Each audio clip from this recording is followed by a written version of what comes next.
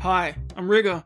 This is You Are Right, and woo! Now we're getting down to business. Okay, this is a thoughts video for Chapter 13.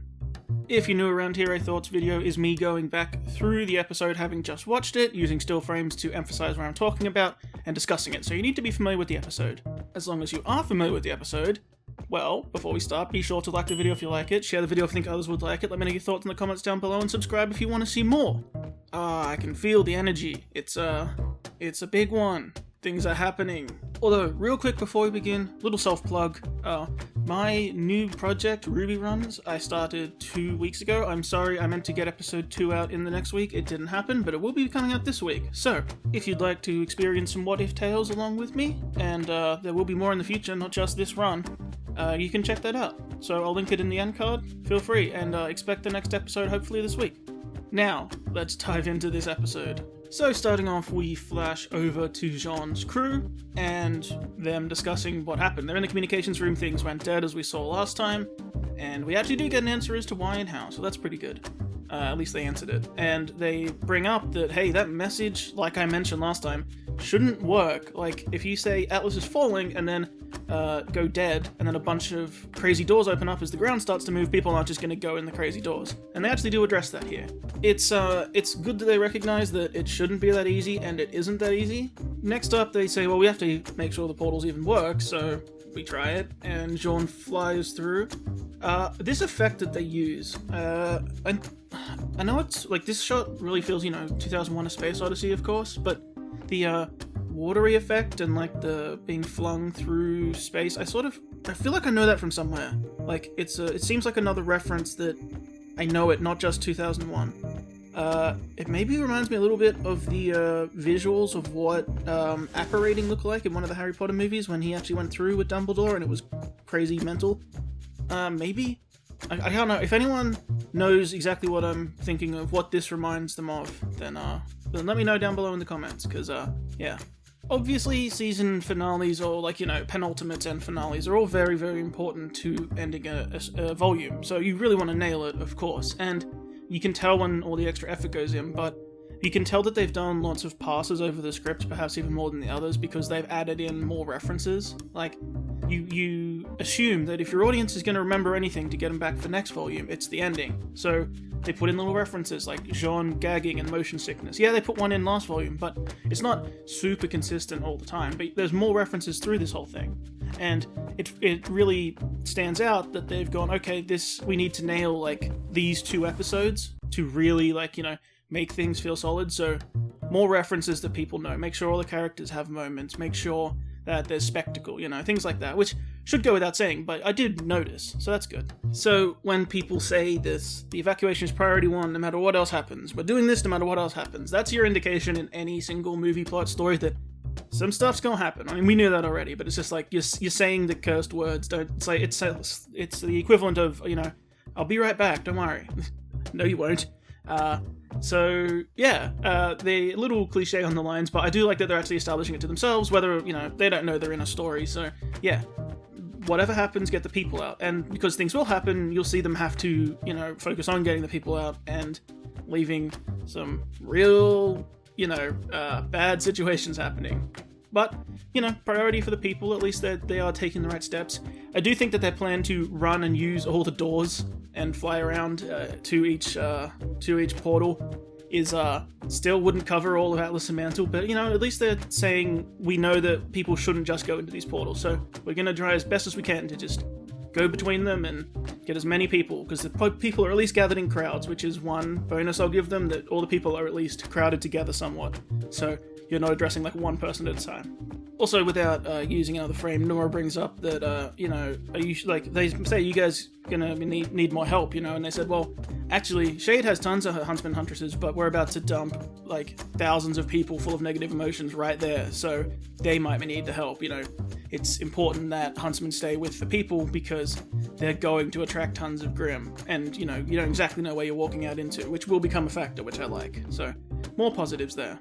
It shows that they're actually thinking through some of the consequences of what might happen, and they turn out to be correct, which is good, because you don't get to go, why didn't you guys think of that? Oh no, they did think of that. Like, they do bring it up. They don't just pretend that these issues aren't there, which is very nice, especially when some people have strong critiques of the show about the lack of consequences. So the fact that they're actually planning ahead here, kind of works out, and they're thinking through what they're anticipating issues. So that's good. Good on them. It's funny because they know what they did when they had, obviously Ambrose say don't fall, and they, cranked the bass on his voice and put the effects on it, like, seriously, don't fall, which means you're gonna fall. And then the next thing they show is all these characters just happily jump off into space and start flying between the portals. Like, Jean's out there gliding between portals. It's like, oh no. They did that on purpose, and they know what they're doing, which is nice. And also, everyone says a nice, lovely goodbye, not the sappy goodbye that means I'm gonna die, like, I swear I'll be back soon, stab, no. But they do the, we're on a mission, smile and wave, and salute, and yeah, see you soon, and, reassuring positive stuff, meaning it's gonna go terribly, which is good, because, setting up that build for the decline, which we all need to do, so that's really good. They, clearly were like, this is going to be a serious episode, crazy stuff's going to happen, and once it starts, it can't stop, because we have a lot of things running, so they really wanted to get their comedy in early. They cranked on that comedy lever pretty early on and crammed it into, like, 2 scenes. So we have multiple comedy beats here. We have them all cartoonishly hiding, which I think, I still don't like it. It's not my type of comedy, but I think it looks better than the ones they've done before.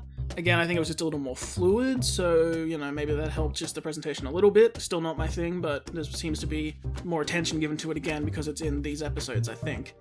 And, smacking John in the head with a rock, and then they all hide again when he yells. Like, they really wanted to get their comedy beats out. So, not for me, not that I don't like comedy, just this didn't work for me, but at least they're getting it all out early, because we have some real stuff to get to, and I prefer them do this than put the brakes on important stuff to do a joke, So, this is a nice frame of Jean, it's a hero pose, it's well drawn, it's well modeled, well lit, they put attention, and here's gonna be a moment for Jean. Like I said, they give a lot of these characters at least one moment to show off, and this is sort of his, where he's serious pose, and he's doing the right thing, he's gonna save all these people, and he's not just a goofball despite the comedy a second ago.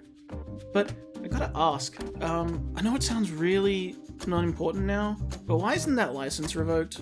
I thought that when they turned against Ironwood, he would have revoked their license, and I guess I just never had a chance to bring it up, because, I didn't do these for Volume 7, and then it wasn't really an issue in 8, because they were doing other stuff, but yeah, I figured that Ironwood would have officially revoked those licenses, so they couldn't motivate the people, or whatever, so...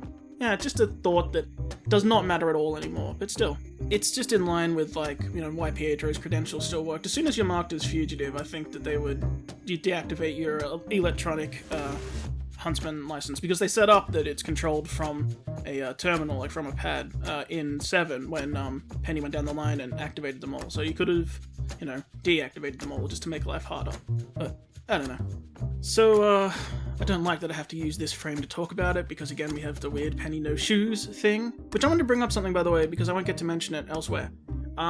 Back to last episode, super quick, I think it was a real loss that they had Penny come back as a real person, talk about feelings and how things feel, without shoes, and they're in a grassy, lovely environment, and she never stepped onto the grass and had a moment of feeling the grass between her toes, because that's a very human thing.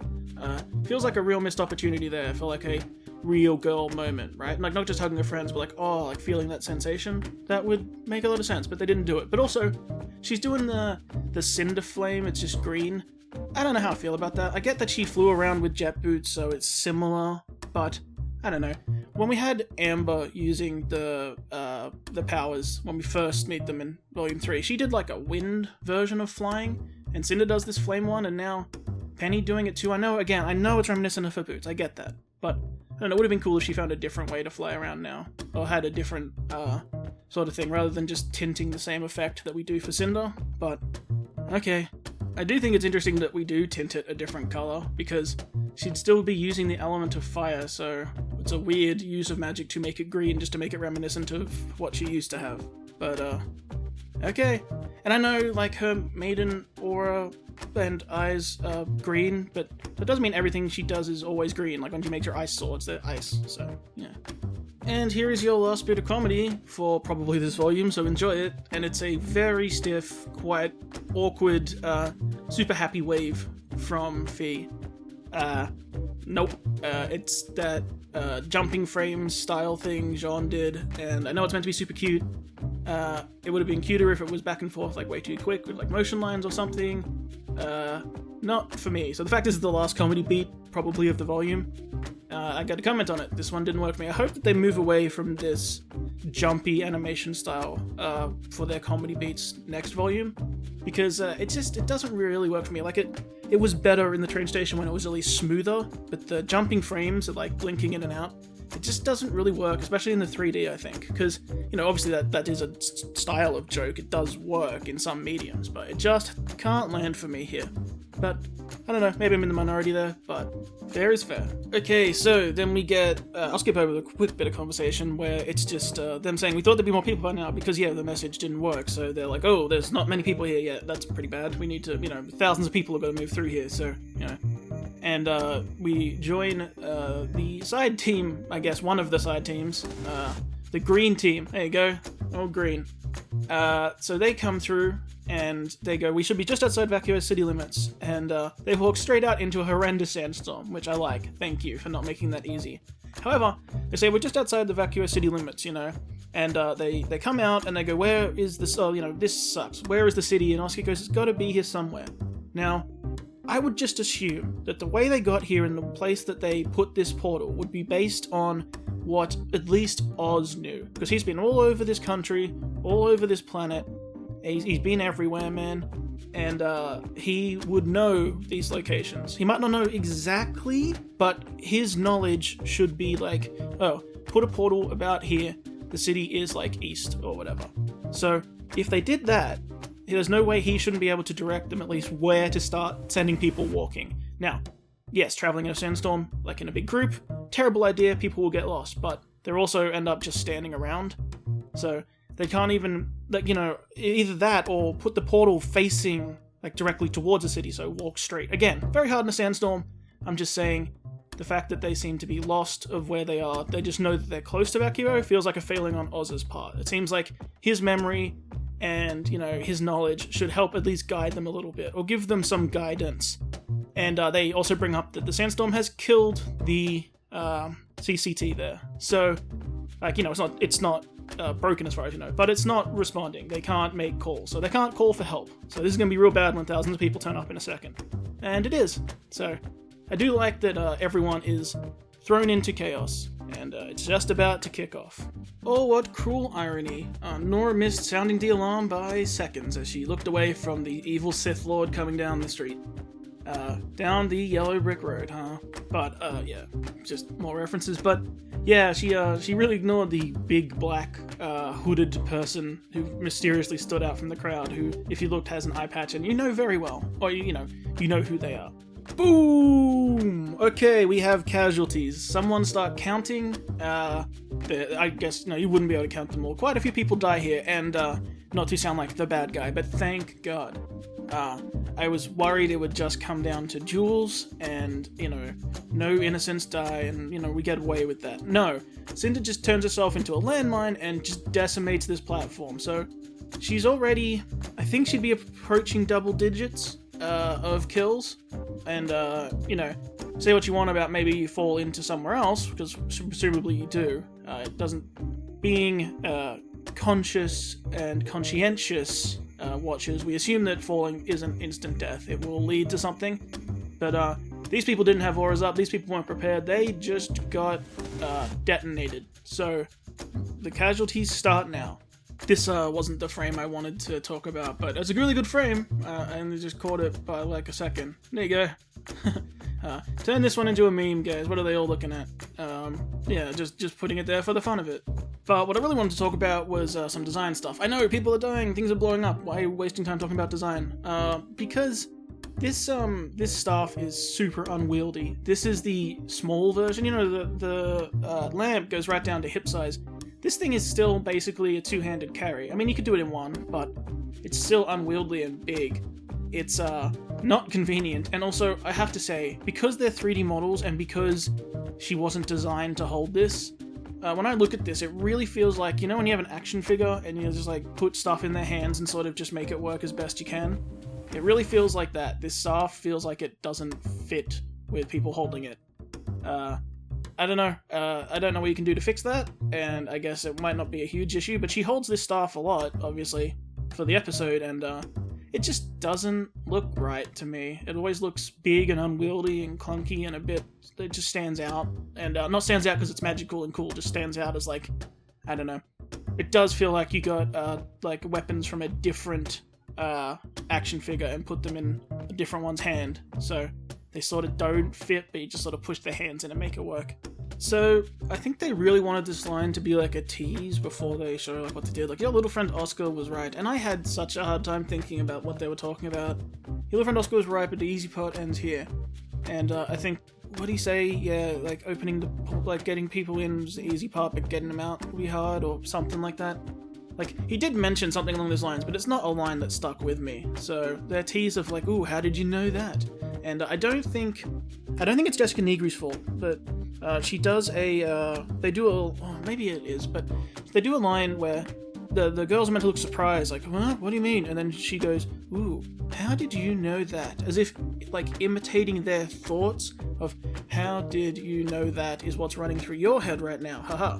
But it really, for some reason, when I first listened to it, it didn't come off that way. It's like, you know, your little friend Oscar was right, but the easy part ends here. How did you know that? And they haven't said anything. It's like, how did they know what? And I get that she's narrating in their heads to tease them, but it just didn't deliver for me. It's kind of awkward. I don't know if it was a direction issue where she didn't, she wasn't told exactly how to deliver it right. I don't know if she couldn't deliver it right, or it just didn't come off, or they didn't have enough takes or whatever, or if it just needed a rewrite, just a different line to make it work better. Because even on the fly, you could have subbed in a little, how did I know that? Just flip the way you use your words, just flip the structure, and it would have come across, I think, cleaner. But maybe that's just me, maybe it worked for everyone else, but the confusing setup of not knowing what line they were talking about, and then her narrating in their heads, but the tone didn't really work for me, or the delivery didn't work there. It just made that a little awkward exchange. Also, something I want to point out real quick before we move on. It's now official. The RWBY and Cinder have had a fight. They have finally fought. Believe it or not, they have never had a fight. Ever. They have never exchanged blows once in the entire show. And I was talking about this a while ago in one of my theories last week or the week before, about how maybe they're building up to only ever have one fight, and that would kind of defeat the purpose. But no, they have a fight here. The only issue I have, and I'm not going to rag on it, but people will, is there's many instances in this fight that will come up, and I might mention it again later when I get to those moments, but there are instances in this fight which I think would very easily qualify for triggering Silver Eyes, considering she's gotten better at it, the way she was able to use it when Penny was threatened. There's all these people that are threatened, and then there'll be more people directly threatened, and it doesn't trigger at any point, and Cinder being there qualifies because she's still grim. So, yeah, and I don't like that. That's one of the reasons I don't like this whole setup we have, because I want them to fight, and it should be an easy way to, counteract her, and that sucks because I want them to fight. So I like that it didn't trigger, but if I'm being fair, it meets the criteria that it probably should trigger. So, anyway. So, this is really interesting, and I know we probably want to keep going and talk about the crazy stuff that's going to happen, but we gotta talk about this whole thing. Before we get to probably some of the more controversial bits of what's about to happen, it is interesting Cinder's approach here. I am wondering if she's gone through some of that character growth when she sat and self-contemplated, because she walks up and says no, she has a right to be angry, and I didn't uphold my end of the bargain, and I'm sorry. And yeah, she's, evil and whatever, but she did sound genuine here, and I wonder if maybe she will reiterate later that she realizes she can't work alone now. And I'm thinking that's actually a pretty good thing. People have been like, well, Cinder keeps failing and screwing up, and she's annoying, and she runs off and gets herself hurt and screws up plans. If she has actually grown to the point of actually valuing a team, like wanting to team with Neo, not just wanting to use Neo, wanting the help of Watts, not just wanting to use Watts, it's a good development. It could mean some good things for the future, where, like we see later in this episode, she becomes a lot more effective because she does work with people and she doesn't, just rush boneheaded into situations filled with anger. So I am for this part of what we're about to do. And the next part I'm not totally against, but I'm not totally okay with it. We'll go into it. No matter what I have to say though, Neo just styles on everyone all the time, keeping it like minimal in the hat and flipping it out and bringing it like just voila. She is always just the flair on these shows. She's just the little touch, the little cherry on top that, you know, even if there's issues in the whole meal, you're like, oh, that one thing though was really good, and it's always Neo when she's around. So, gotta give it to her for that. I like this reveal. I don't care if you want to question it, just, it's cool.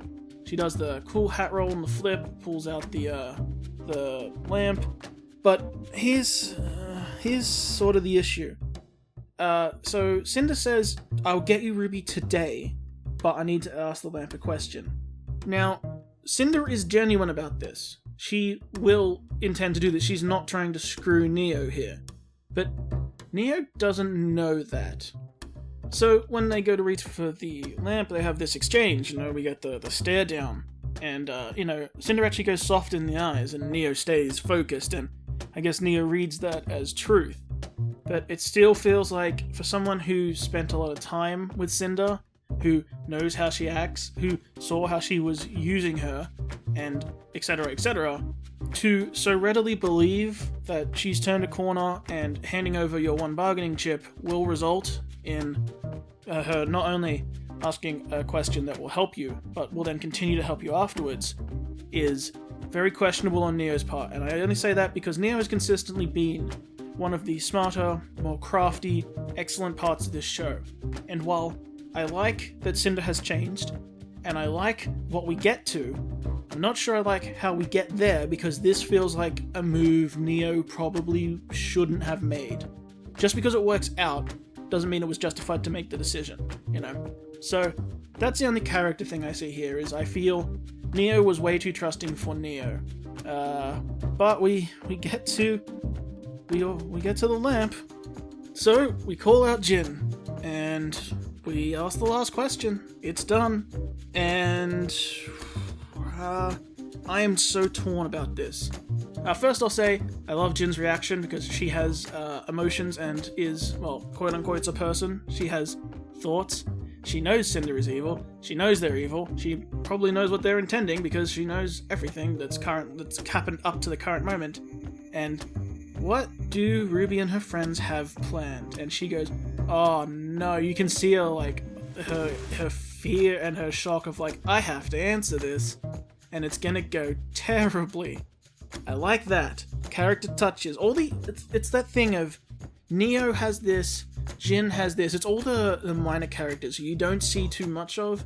They really deliver. Like, you know, they work best in small doses. If you have to spend so much time with them, you're gonna get annoying, you're gonna get old, they're gonna, you know, do things to annoy you. But these little minor characters that pop up, that have great expressions and great little touches like this, really help solidify the show. And putting these in those final episodes that you want to impress with really helps. But I am a little disappointed that this was the question. Not that it doesn't achieve what they want, but just this is how we use our final question. I wasn't sure if I wanted to cover it right now or wait for the next bit, but I think I'll just cover it right now while we have this. So it's nice that Jin is consistent. She doesn't just answer a question straight up unless it has like a two-word answer. She shows everything. What do they have planned? Okay, I'll show you their whole planning phase. Because that's fair, that's unbiased, that's completely covers your question. Now, let's talk plot, because this is an odd choice for plot. Because, okay, them knowing what the team has planned is good, because we get to spring the trap, they get to have the upper hand, we get the chaos that's to come. That's good. Also, the question like, where's the beacon relic, or those sort of things that Salem wants to ask, that's gone. So that's also, I think, good. It leaves the mystery. It doesn't give us a get out of jail free card.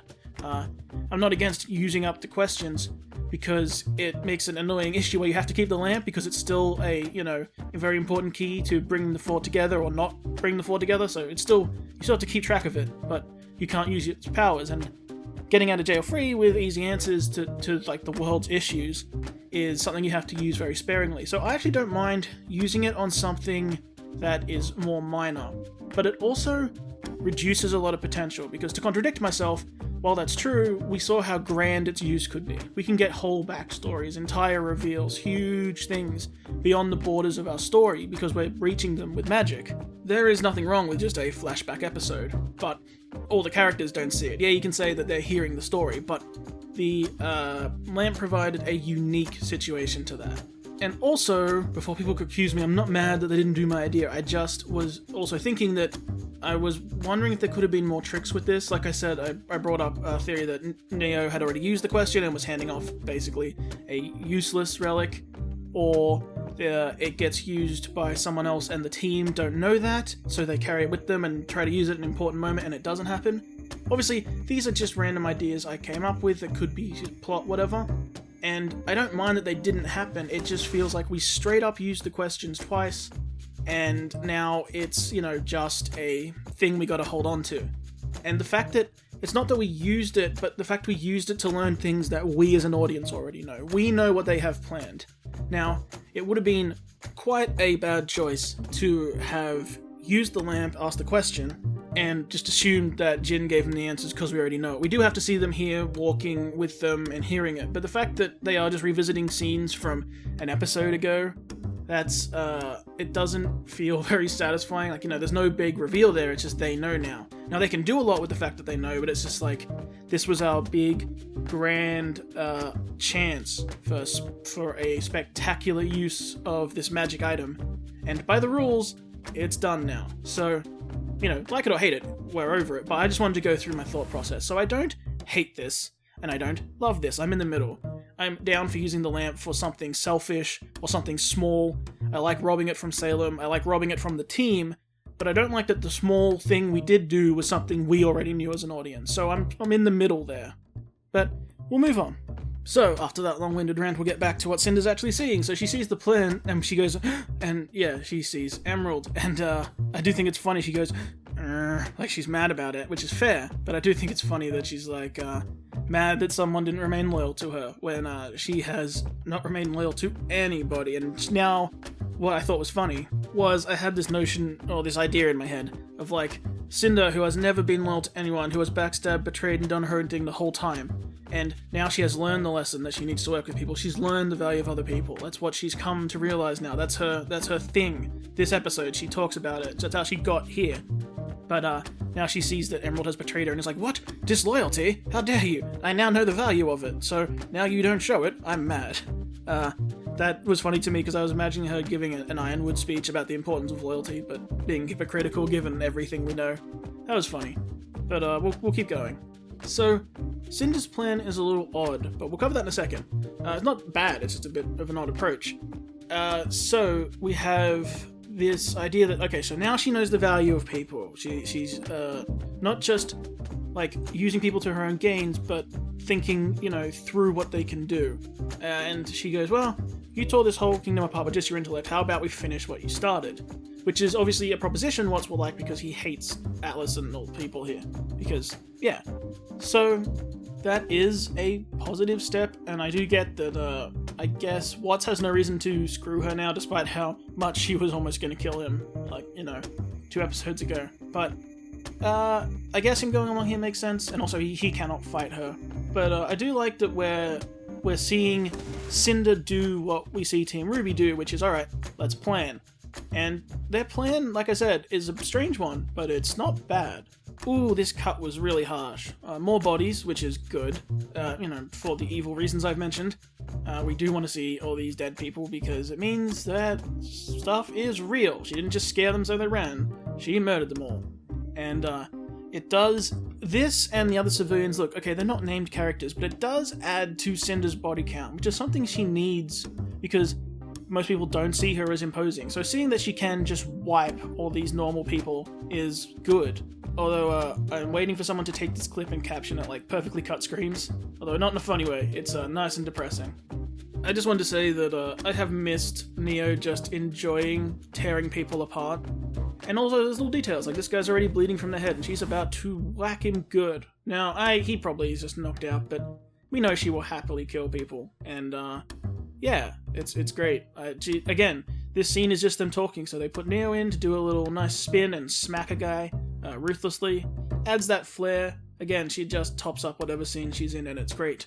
And now, we have at least another thing I wanted to say was bringing back places we know, like this room here exactly, you know. We saw this command center, we saw how important it was, so we have brought it back and brought it full circle, so at least we're making use of it.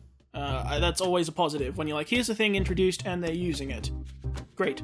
And you brought, you know, the tech expert to the tech HQ, so things are going to go badly. Good. So, because I know Cinder, and because we all know Cinder, it was really hard for me to try and interpret this line as not a threat. Like, you deserve this, you know, what's coming, what's gonna happen.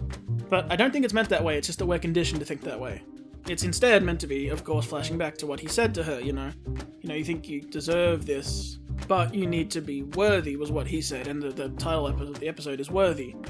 And, I don't know, I think she might be genuine that he deserves his revenge, and then she says we'll be back, which I don't think you will be, but there's nothing here to kill him until Atlas falls, and those portals are still up, so he can get away, so, yeah.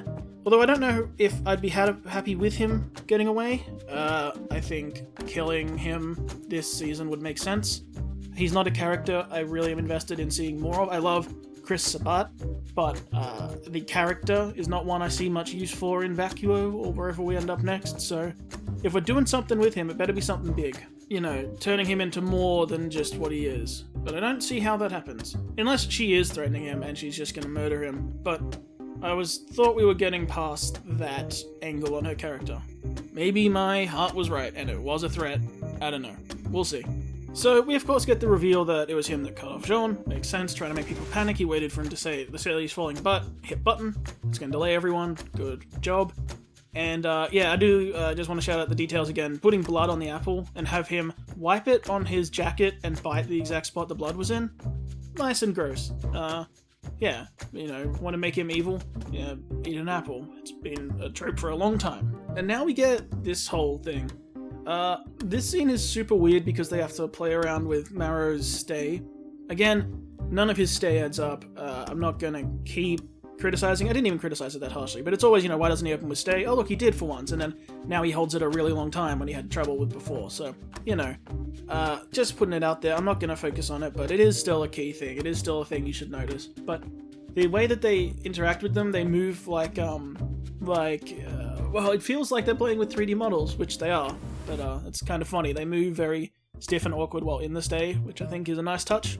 You know, it has that that unnatural feeling because it's not their brain telling their arm to move, it's just being moved without any sort of input on their end, which I think it's a cool, like, animation touch. Like, I didn't like what they did with the comedy for Fee. You know, I didn't like that animation, but when there was animation I do like, I'm also going to shout it out, and I thought that was cool. They move like uncoordinated 3D models, which is funny because they are being moved as 3D models.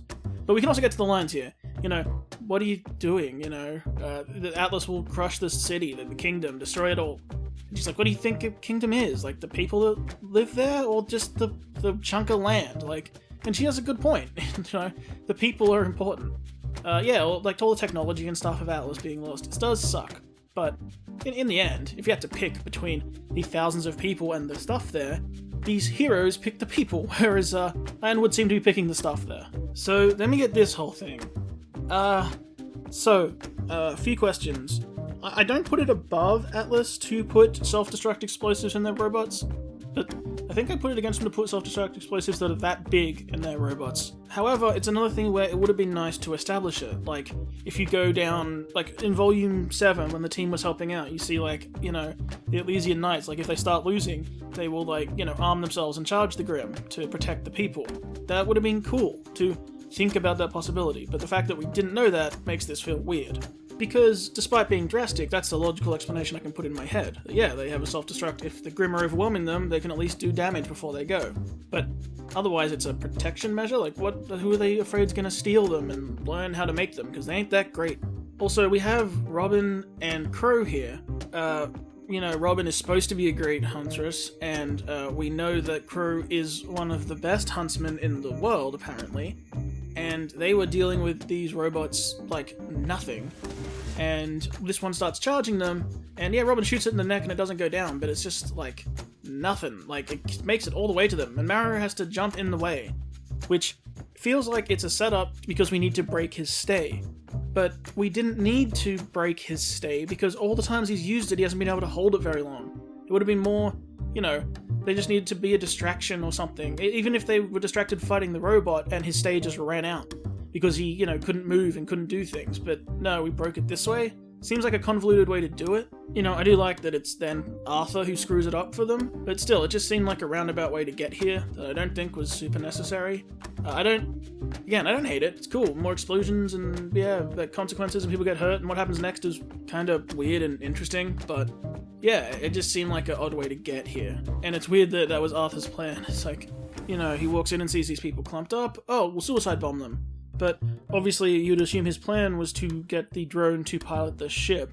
So he's trusting that these people will just go and fly the ship now. Which they do, but it's also weird that they do. So it's a weird assumption for him to make. So now we get to that. And I do like that they played with the gravity. Obviously the whole thing is tilting and everything starts sliding. That is cool. Thank you for that. It's a nice touch, it didn't have to be there. And obviously utilizing Harriet's speed to catch up is cool, and Vine using his thing to catch up is cool. These are all fine things, and these were the two who weren't totally in cuffs yet. So, yeah, consistency. I still question their decision to do this, and I know they talk about it in a second. It's still, I guess the orders were, if they do anything other than what I ordered, go drop the payload, but I don't know, at this point, when, an Elysian Knight just attacked you, and, people are gonna defend it, they're just following orders, I guess.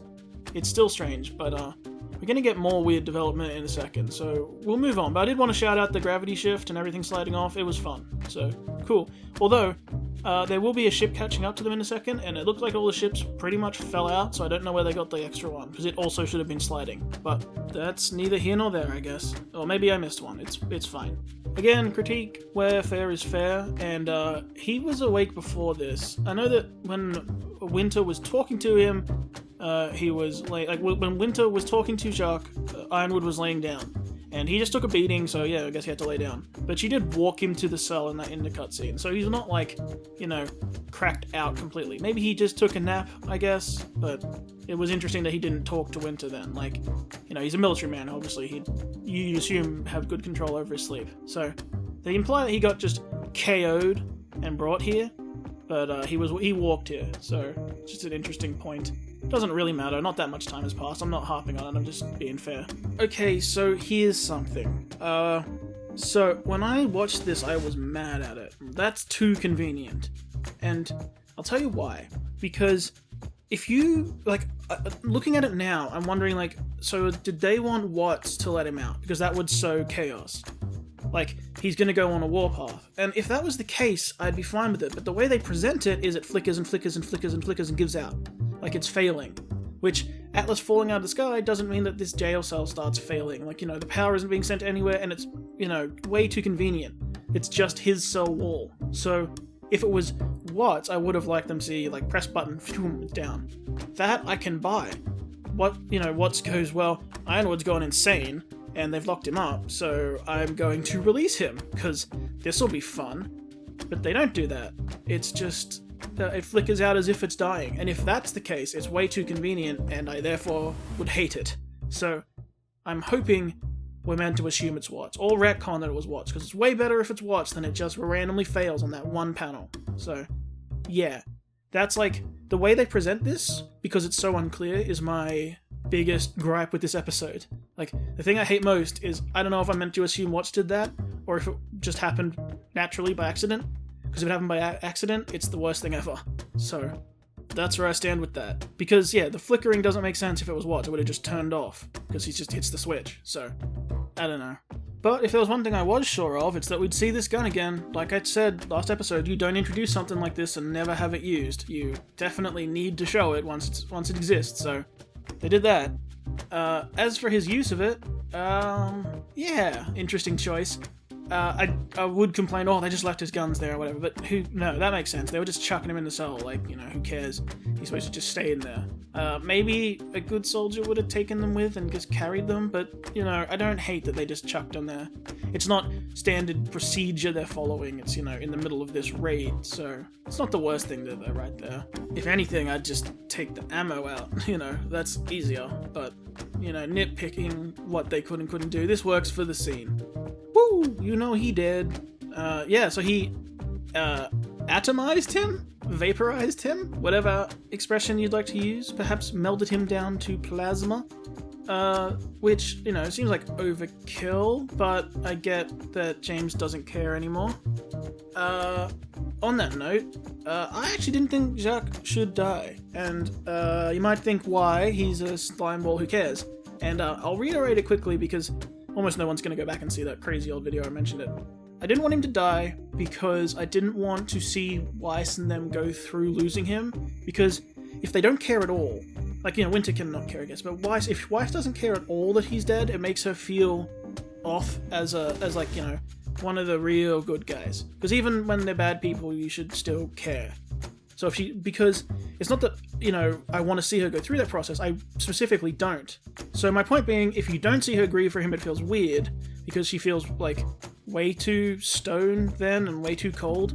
But I don't want to see her go through grieving to lose him because he sucks, and we don't want to spend more time on him. So I know that they're just gonna not have them care, but it feels weird that, like, they don't care, they won't care at all, because we don't want to spend time on it. That was my only thing on it, and also he doesn't matter, he's not powerful. If he got away, who cares? Like, not anymore. And also him suffering through being poor and you know, at the mercy of the people in Vacuo for, like, comedy could have been good. But, oh well. I'm not upset that he's dead, I'm just a little surprised at the choice, but I have no care for him, so moving on. So here's an interesting choice. We were talking about, a while ago, well, I was talking about how cool Salem is for riding the tornado thing. And it would have been cool if Cinder saw that and thought, that's a cool idea, I'll take it. Because she's done the floating in, like, the power thing before, when she, like, faced down with Neo and that. But this is on a whole nother level. I like it. I like her flexing her powers even more. I like the Inferno, I like the destruction. But, it's, you know, feels weird that she's now doing a Salem thing. But she didn't see Salem do it. Because I always thought that, I even made a video about it, that the maidens need more magical examples. Because even if you have all the power, you might not know what you can do with it. So she's just done this now, so it feels like, instead of her learning, it feels like we're repeating an idea. But that's my only criticism of it. It still works for the scene, it's still cool. They did it, sort of. They did my idea, I mentioned this, that if I was gonna kill them, I would just have Neo be one of the crowd, which is exactly what they did. Except, Cinder still screws it up by monologuing. But still, I like the idea. I would have actually really liked, if, well, Cinder doesn't screw it up, really, I guess, Yang sees, but this, it would have been great. I would have had this go differently, where she walks up and just stabs someone through the back, and, you know, they survive because situations and whatever else, but we are doing something with it. I mean, she does, execute a plan here, and, nearly execute a person, so let's have a look. Alright, so we get a nice touch, a nice repeat of the short where Yang saves RWBY from the Grim, where she goes all out, shoots herself in front, and takes this hit and breaks her aura. It's not as violent as I'd have liked for this kind of thing to sell it more, but it's not nothing. And I do like that, yeah, RWBY was dead there if Yang hadn't helped. I do think Cinder going, you can't do it alone, like it's not bad, it's just, you almost gave away your plan by monologuing. You didn't give it away by monologuing, but you almost did. But this is why the plan makes sense to me now. I was like, you know, this is an odd approach for Cinder to just, like, announce herself, bang, you know, start killing people. I mean, that sucks, and it scares the crap out of this escape plan, and people start running for the hills, and, you know, that's crazy in here. But, you know, this make a big distraction because I am a distraction and Neo can kill RWBY, that's a good plan. Although, I still would have had just a random passerby just stab them out of nowhere when they're not fighting. That would have been my plan. Just, hey, they're all... But I guess they were about to leave through the portal, so I got to stop that. Which I guess makes sense. So like I said, it's a weird approach. It's not the approach I would have done, but it does make sense, and it's not a bad approach. So, yeah, we'll get to the thing. I know that the animators worked really hard on this, and all of this looks great. This one bit I didn't like at all, because she bounces like a toy. She lands on her shoulders, bounces up smoothly over, doesn't touch her head, and it looks like, it just doesn't look like gravity is applied. Like, could have had to like skid on her shoulders and like flop over the edge a bit, but I just think that bounce is a bit weird. Like I said, the flames look great. Most of this looks fantastic. I just think this one intercut could have used a second pass. It's just the physics being applied to Yang, because it's meant to be really serious, so you know, we don't want anything distracting, and I found this just a little bit distracting. So yeah, here's my one sort of thing when I said it wasn't violent enough for me.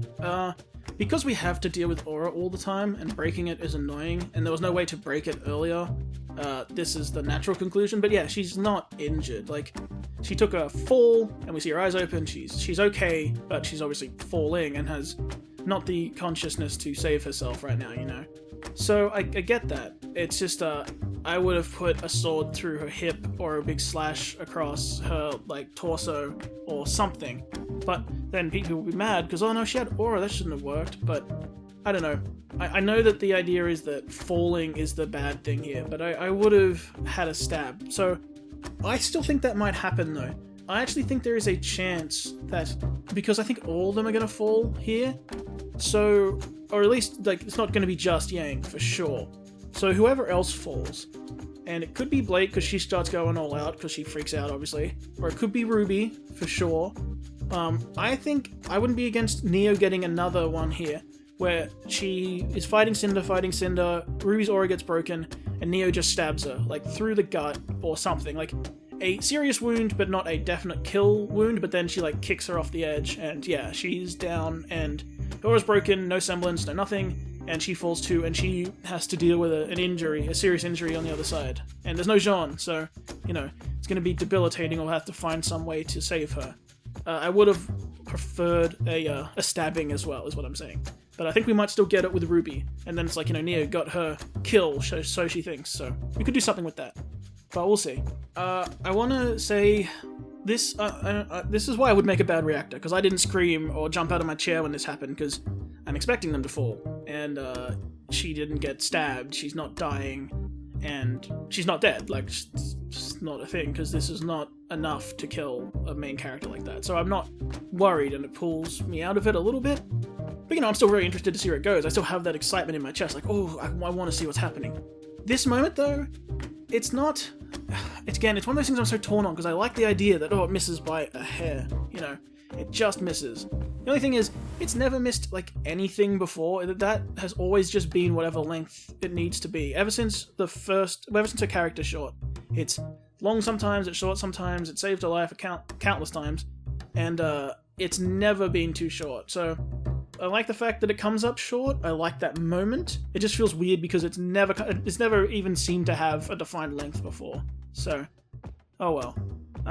That's the only thing that stuck in the back of my mind. I'm like, huh, that's weird that it didn't reach this time. But the fact it didn't reach and she got so close is nice for the character. So I'm not against it. It was just something that popped into my head. I do like this for Blake's character.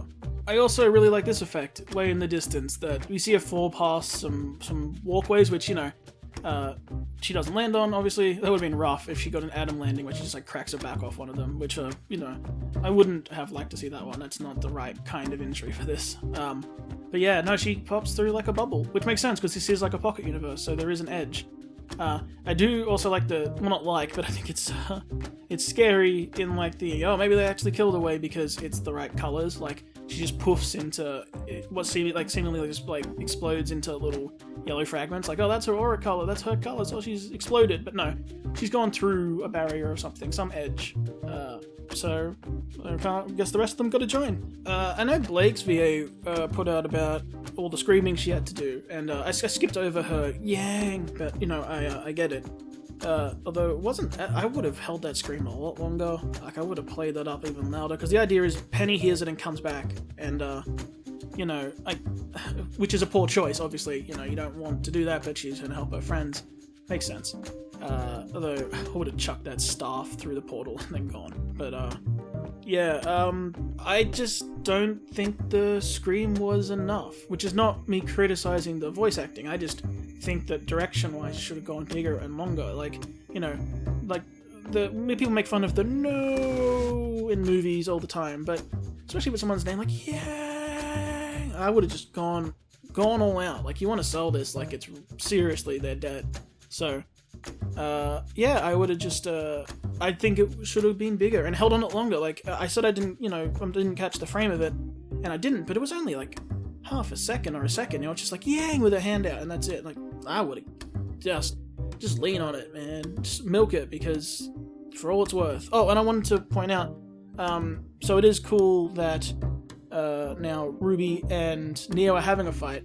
I think RWBY does better than she should in this whole fight, but it is cool that they are having a fight. But all of you ship people who really want the Neo and Yang thing to happen, yeah, I don't think it's happening.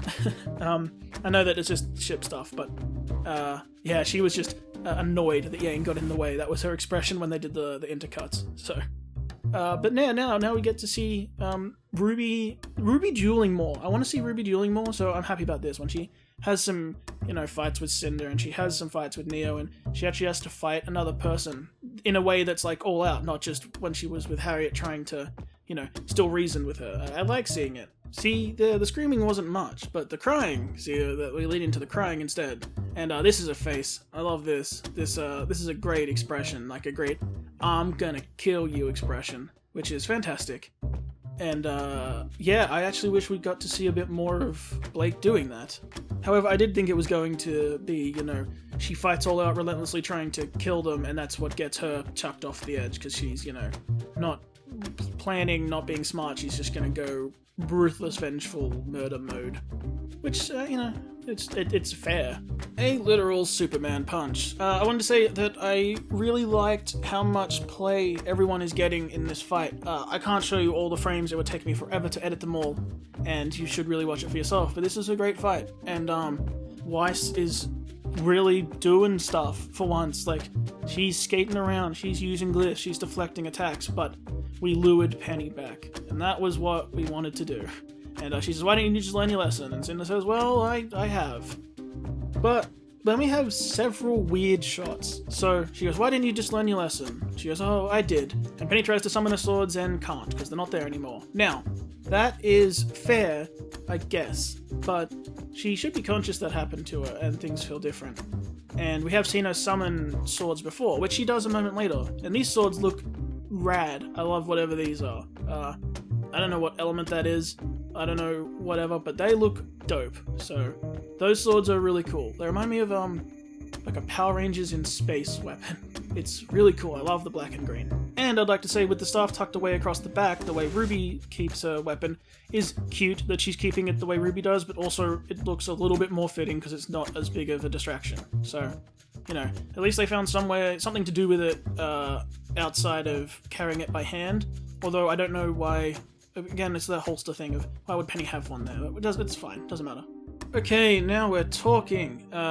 Weiss being a good support. She's screwing with Cinder in the air. Exactly what I said they should be doing when Winter showed how good she is fighting. So I'm glad we're working towards that. And we had the giant sword summon, which is something I always thought was cool that they didn't use enough. When she skated down it in the beginning of 7, it's like, rather than summon the whole thing, just use the hand. It's better. And she does it here for a shield, and we get more cameos we get cameos this whole time of people we've seen all over, extras we've seen, like there's what I'm pretty sure is the Eddie. I'm amazed he didn't have himself die, but I guess because he's protecting a kid. If I self-inserted myself into the background of one of these, like in a show, if it was a character that was meant to be me, I'd have me get killed. I also like the ramifications. Look at all the projectiles flying out of the portal at all the innocent people. Great. We're thinking about the follow-on. We don't see too many people get murdered, but it's still pretty bad. Also, I won't cover it with the new screen, but yeah, also more references again. Cinder making her projectiles explode, always fun. You think you dodged them and then they all blow up. I did think, also that should have murdered some more people, so that's more body counts. Weiss gets flung in the air and the giant sword disappears. I thought, her aura's broken, but no, she does stop herself with the glyph in the air. It was just shattering everything, because I did think it would be a way to end the episode a bit more of 2 people have, Yang's fallen, Weiss's aura's broken, but no, she's still in it for now because Cinder has to juggle both her and Penny. And I do like that we have a cycle of enemies now, where Neo is trying to murder RWBY, but Blake is trying to murder Neo. So it's like a conga line of people that want to kill each other. And I really like this moment on that from Blake, where Weiss, like, Penny is screaming because she's losing. Like, she's taking hits. She's going, ah! Like, you know, she's not out, but she's losing. And Weiss is stuck on a glyph in the sky. Like, she is exhausted, her aura does not have much left, she's taken hits.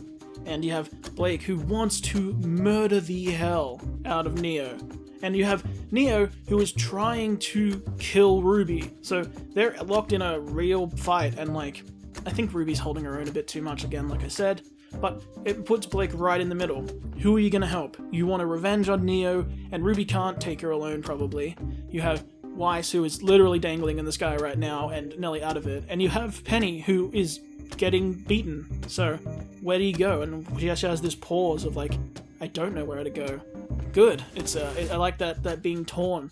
You have, you know, protecting your friends, helping, like, you know, one of the most powerful people and stopping one of the most powerful people, and then you also have your personal vengeance. It's great. So, I'm liking all the Blake focus, and I'm liking these character moments.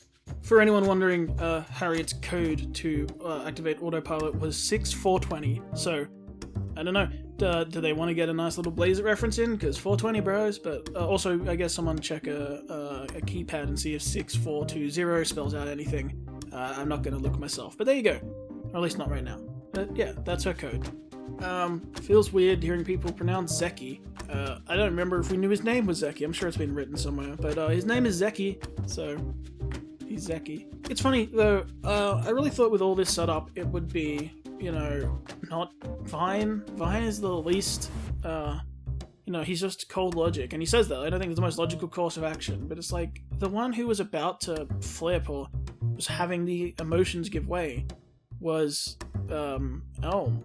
But, you know, instead she's locked up, and we have Vine do this, and I'm not against it, I just think it's an odd choice. And I guess, like, you know, the emotionless character is like, no, this is the most logical course of action, and this, whatever. And also you have them break a little bit, which is nice, but he just hasn't had enough build-up. Like, of all of the Aesop's, he's the least build-up one, you know? So, it feels odd that that was the choice, but it is the choice, and we're going forward with it, so we'll see what they say.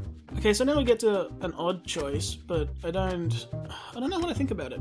So, we have that Harriet is insisting that, you know, it's about the principle, loyalty, which is ridiculous at this point, but yeah. So that's her take, and she goes, Clover would have seen this through, and Clover was, and we've seen her get angry and stuff, and then he goes, he was important to you, and she cracks properly, like, cracks, and it's like, are they implying, you know, like, they were together? Because, again, we've had so much issue with the, you know, Clover Crow thing, and this relationship, if it was that, wasn't really implied before, so it does feel like more backpedaling of like, no, Clover also had a girlfriend, we just didn't talk about it.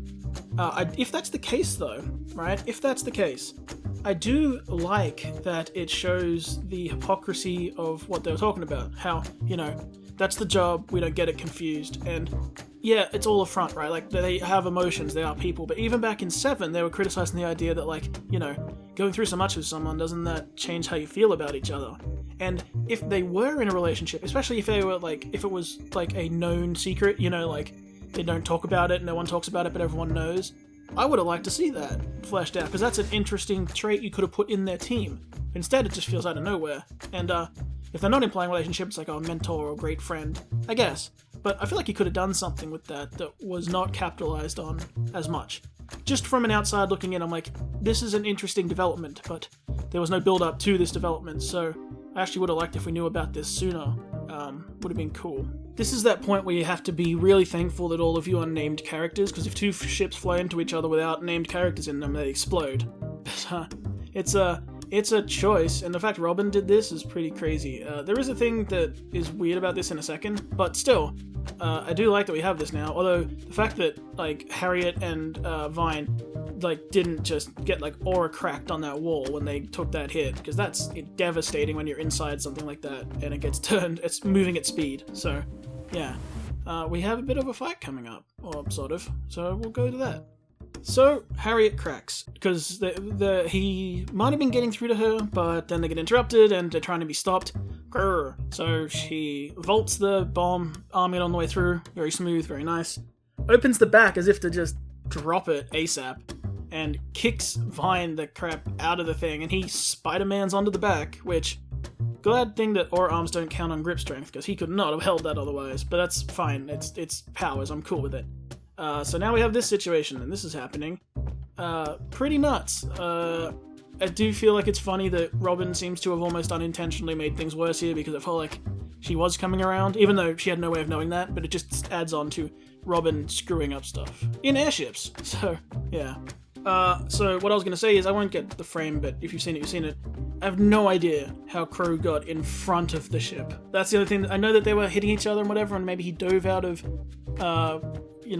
Robin's ship, but they didn't stop their forward momentum, so the fact he got in front makes no sense. But I don't mind that, because it was cool, so my logic brain says that makes sense, rule of cool says that's cool, whatever. He dives through, tackles her, they fall all the way through the ship. I do like we're exploring the insides of these ships again, because ever since we saw them in Volume 5 with Weiss, I was always like, you could do stuff inside these ships. They have like weird setups with the ladder through the floor and everything, and they've used it here and fallen through, and we are going to finally get that fight.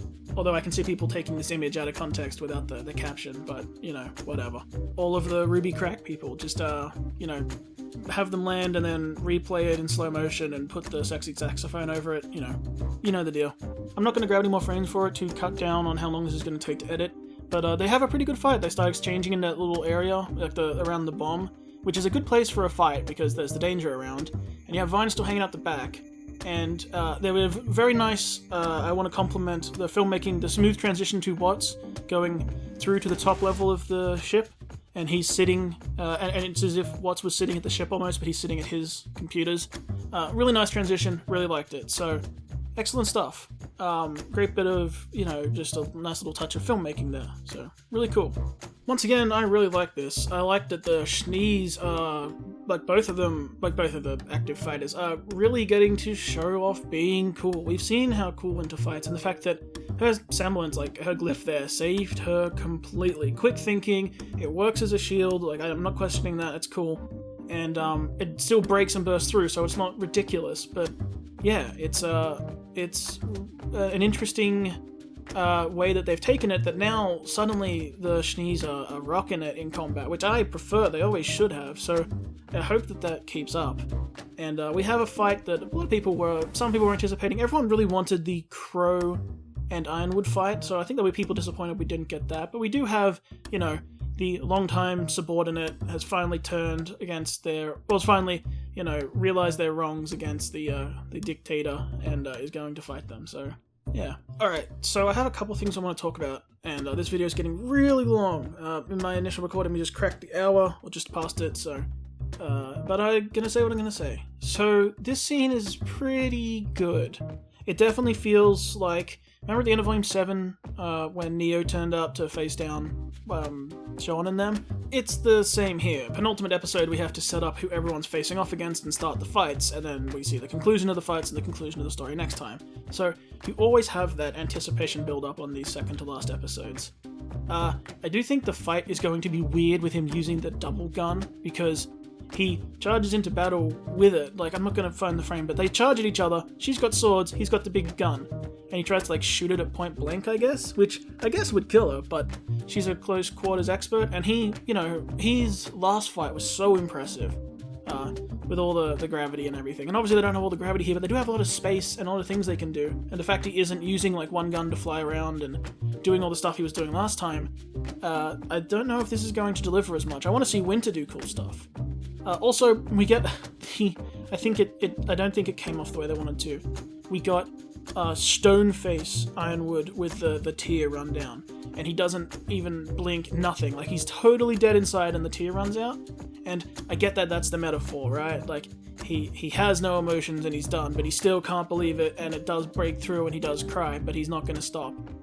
Because, Winter means so much to him. But they're so loyal, but I don't think the visual worked, and I'm sorry. I can see it becoming a reaction gif when, like, you're, supposed to cry about something but don't care, so you just remain stone-faced and then the tear comes out and nothing changes. But I do like what they say, that he's, fought shadows for ages and tried to, expected betrayal, but never from her. And she says, I've never faltered in, fighting for this kingdom. It's not going to start now. So, these fighting the enemies of this kingdom. So, they are going to fight. And it's going to be interesting. Now, who's going to win? Because I feel like, well, I, for a long time, have thought that Winter wouldn't die. That she would have a role at the end of this series. Now, I'm not against her dying. She can die. It's fine. I just thought it would make more sense a different way. But Ironwood I don't think should lose here, because I want to get him into that next room. I want him in there, in that chaos, firing that big gun. And the portal's at the top of those steps, just over there. So, having him in there, with Cinder in there, and RWBY in there, and Penny in there, and the staff in there, like, that's the chaos that has to happen, right? So, is he going to beat Winter and knock her down, and then it's going to still get to him and he's not going to kill her again? By which I mean, like he did with Watts, he didn't kill him when he had the chance, and people criticized him for that, but at the time he was, by the book, by the rules, not just assassinating people, but he's definitely just assassinating people now. So are they going, if they lean on the fact that he's closer with Winter, it's still going to feel weird when this, absolutely nothing left to lose guy, and he's just gone through a fight with her and said he won't stop for anything, even though a little emotion comes through, won't kill her, and then she can follow him.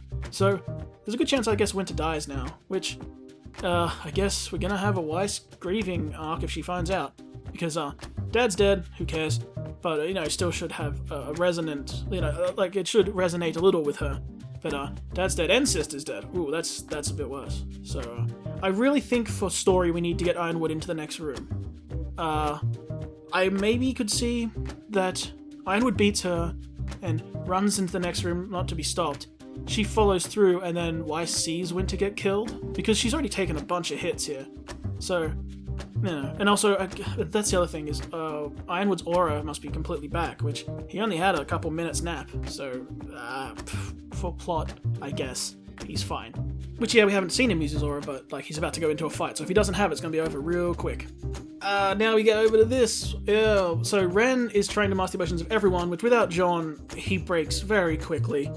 It's impressive he lasts implied as long as he did. So he has no aura now, so remember that. We're heading into this fight with him without aura. So I hope the writers remember that, because that could go real badly with what's about to happen. Also, Oscar tries to run back through the portal, because wait, yeah, Penny isn't here, because they say, couldn't Penny deal with the storm? Which I like that, yeah, she can. Maiden. Let's see her, flex on that weather, or at least that's the idea. And he goes to run back into the portal and bonk, bounces off it, and he goes, something's wrong.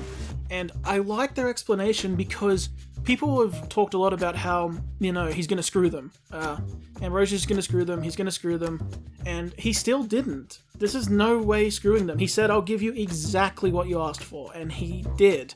They said, a one-way ticket to Vacuo. You enter on one side and leave out the other. There is no optional going back. Now, you could argue that maybe the portals that go back and forth to Atlas sort of break that rule, but not really. It's you can enter on one side and leave by the other. So I guess it's sort of contradictory, but it's not worth getting hung up on, because it still, the overall makes sense. It's a middle spot, but you said one-way ticket. The exit is one way, and here's how we're splitting up our teams, which is fun. So I think the next arc is going to be a side-by-side, which I am okay with, because I don't think they're going to get all these characters and all these actors, like whoever ends up in Vacuo, to not appear next season, and we're just going to stick with the one team. Although I think that might be better for story, because I don't think the side-by-side is going to be as interesting. I don't think they should do it, so we're probably going to get a side-by-side. So how the people survive and are living in Vacuo while the team is trying to recover from wherever they end up. And more people might come through this portal or not, we don't know.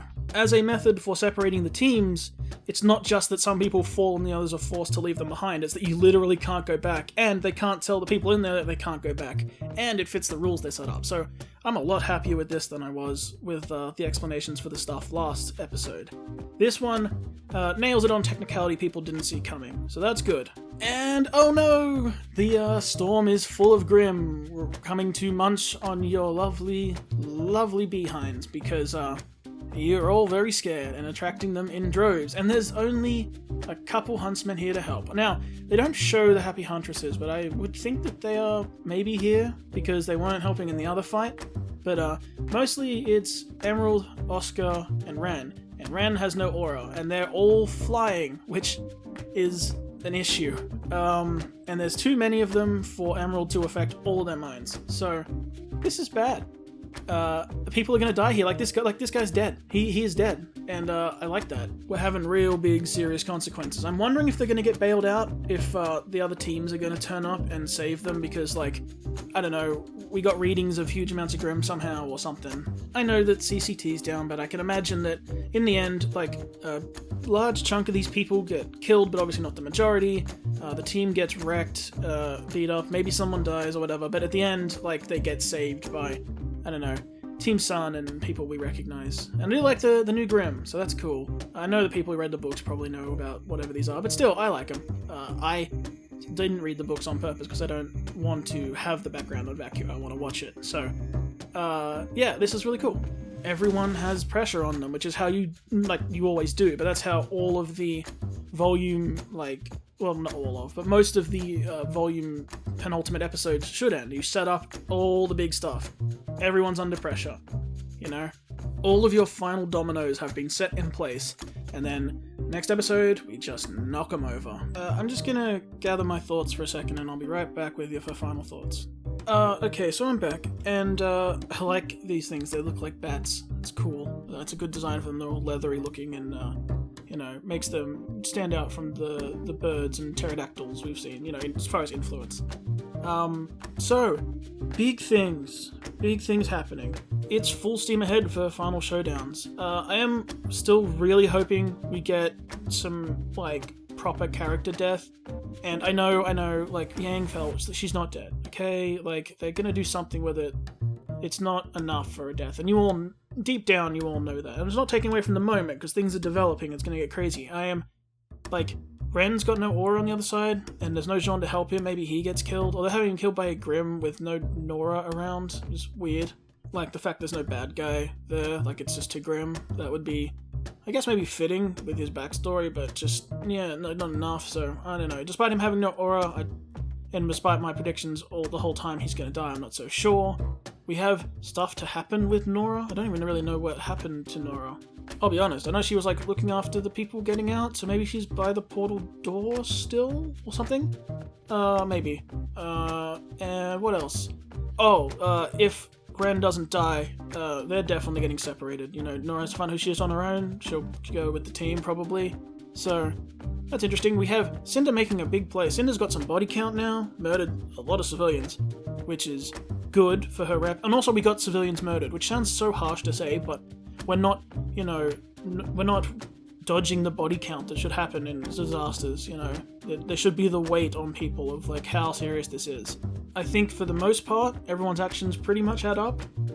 Neo's were questionable with the lamp, and the use of the lamp could be questionable depending on your thoughts on it, like I explained. But overall, we've got to a good point. The big things at play are what happens to Nora, what happens to Penny with the staff as well. Is Neo gonna do anything else? Who's gonna live and die? Like I said, we had Blake torn between all the battles and hadn't made a decision yet, so it could be Blake's decision that really, you know, decides how things play out, which I like. Put some emphasis on her actions. I'm really impressed with the fights because people are really showing up. Not just the animation, which has been pretty great, but, you know, we'll be bringing back Ironwood's gun, which I said we would. Winter's been impressive. Weiss is finally looking really impressive. Like, yeah, her stuff with Marrow was fine, but no, she's finally looking really impressive this episode. I love that. Finally, keep it up. Ruby's locked in a duel, which is something I always wanted to see, and especially with someone like Neo. I think Neo should be winning that, but still, I would be fine if she does win that and stabs Ruby and Ruby falls too. You know, why not? Let's do it. And we have the question of what happens when they fall, because we're gonna find out. I think a minor wild card that we need to remember is Watts is still at that terminal messing with stuff. I don't think we're gonna see Salem unless it's the ending teaser of her just coming back, but Crow, Harriet, Robin, and Vine are mid-air, mid-fight, and not through the portal, so that could be a thing. Keep that in mind. They have to get there somehow. and there's people still evacuating, and they have the bomb, so yeah, we have everything right in the middle, which is the perfect point to end it, because there's no way anyone's going to want to miss the finale. So I'm excited for it.